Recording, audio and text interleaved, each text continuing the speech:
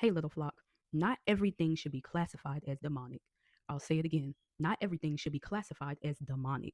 I say this because the Lord brought this to my attention while ministering to a young lady as she get her breakthrough. One ear was attentive to her while the other ear was attentive to the Holy Spirit and what he wanted me to do in this situation. He brought back Matthew 18 verse 3 where it says, "Truly I tell you, unless you change and become like little children, you will never enter the kingdom of heaven."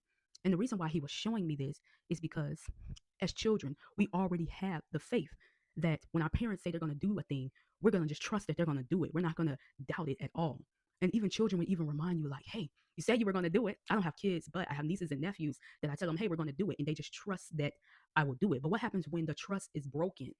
We put walls up. And I'm here to tell you that that inner child that is in you is protecting you. But the Lord wants to free you and show that inner child that, hey, I was always there.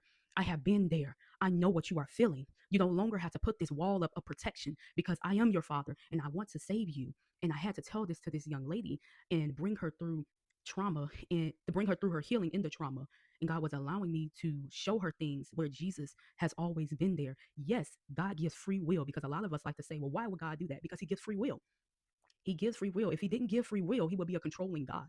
And my God is not a God of control and manipulation. So he gives us free will, but also to show that he has always been there. So if you are battling through things and you're not understanding, you have to go through inner healing to show that Jesus has always been there through all the traumas that has happened in your life. Before deliverance can even take place, there's trauma, there's inner soul wounds that need to be healed. And that's what he showed me through this young lady and how she got her freedom so that she wouldn't go back to the vomit that she's trying to leave from. Because when your trauma is not addressed, you go back to that same thing or you continue to put the wall up.